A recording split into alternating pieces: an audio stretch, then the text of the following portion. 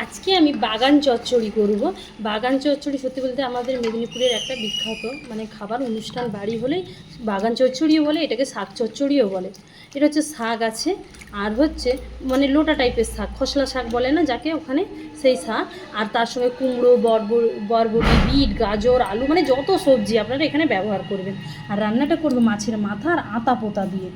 এইটা হচ্ছে কড়ার তেলে আমি কড়াতে তেল দিয়ে দিয়েছিলাম। এবার সেই তেলে মাছের মাথাটা, আমি সিলভার কাপ মাছ নিয়েছি, আপনারা কাতলা মাছ, রুই মাছও নিতে পারেন। এবার এগুলো ভেজে নেব।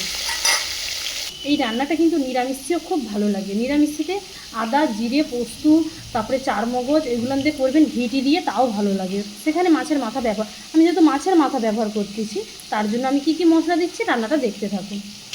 এবার মাছের আতা পাতার মাথাটা আমি ভেজে নিয়েছি, নামিয়ে নিই। এই যে বাগান চচ্চড়ি বা শাক চচ্চড়ি, এতে কিন্তু একটু তেল লাগে, তেল দিবে, কারণ অনেকটা সবজি আছে যেহেতু। অনেকটা বলতে আবার একেবারে বেশি দিয়ে দিবেন না। এবার হচ্ছে পরিমাণ মতো একটু বুঝে যেরকম দেন তার থেকে একটু বেশি দেবেন। এবার হচ্ছে আমি এখানে একটু ঘি দিয়ে দিলাম।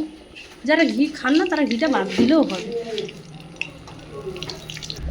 এবার তেলের উপরে আমি সামান্য চিনি দিয়ে দিলাম। আমি আজকে একটু সত্যি বলতে এটা একটু মাংসর মতো করে রাঁধবো, যেরকম মশলা করি সেই রকমই। গোটা জিরে, শুকনো লঙ্কা দিয়ে দিলাম। এবার হচ্ছে এখানে পেঁয়াজ কুচি দিয়ে দিলাম।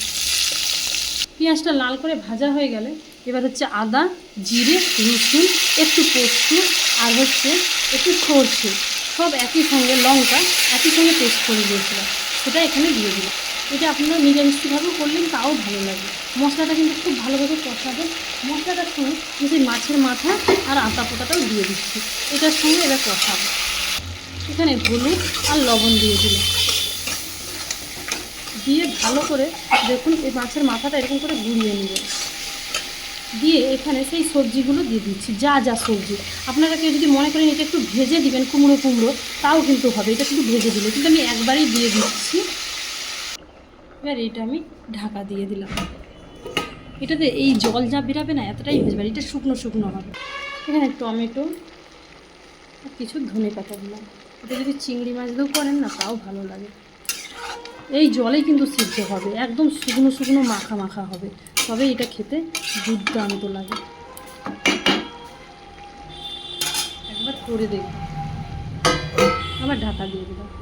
দেখুন ঢাকনাটা খুলে নিয়েছি, একটু কিন্তু জল লাগে না। এবার এইভাবে পুরো ঘেঁটে দিবেন, একদম সবই সিদ্ধ হয়ে গেছে, খেতে কিন্তু দুর্দান্ত লাগে। লাস্টে একটু ভাজা মশলা ছড়িয়ে, গোটা জিরে, গোটা গরম মশলা, ধনে, সেই ভাজা মশলাটা দিয়ে একটু ঘি দিয়ে নামিয়ে নেবেন, খেতে দুর্দান্ত লাগে। আমি আবার গরম মশলা সত্যি বলতে যখন মশলা ভাজছিলাম তার মধ্যে এলাচ, দারুচিনি, লবঙ্গ দিয়ে দিয়েছিলাম কি মশলার সাথে, একদম ঘাটা ঘাটা হবে। একবার খেয়ে দেখুন বাগান চচ্চড়িটা কতটা সুন্দর হয়েছে, কতটা লোভনীয়। একদম এইরকমভাবে আমি ভাজা মশলা দিয়েছি, একটু ঘি দিয়েছি, দিয়ে নামিয়ে নিয়েছি। কার কার ভালো লাগে, এটা মাংসর মতো করে করলেও আদা রসুন কুসুন দিয়ে তাও ভালো লাগে। কেমন হয়েছে রান্নাটা অবশ্যই জানাবেন। আর কার কার এই তরকারিটা প্রিয়, আর কে কী নামে বলেন সেটা জানাবেন। আমরা বাগান চচ্চড়ি, আমার রেসিপি যদি ভালো লেগে থাকে সবাই ভালোবাসা দিবেন, সবাই সাথে থাকবেন। আর চেষ্টা করবেন পুরো একদম শুকনো শুকনো, তবেই খেতে দুর্দান্ত লাগবে।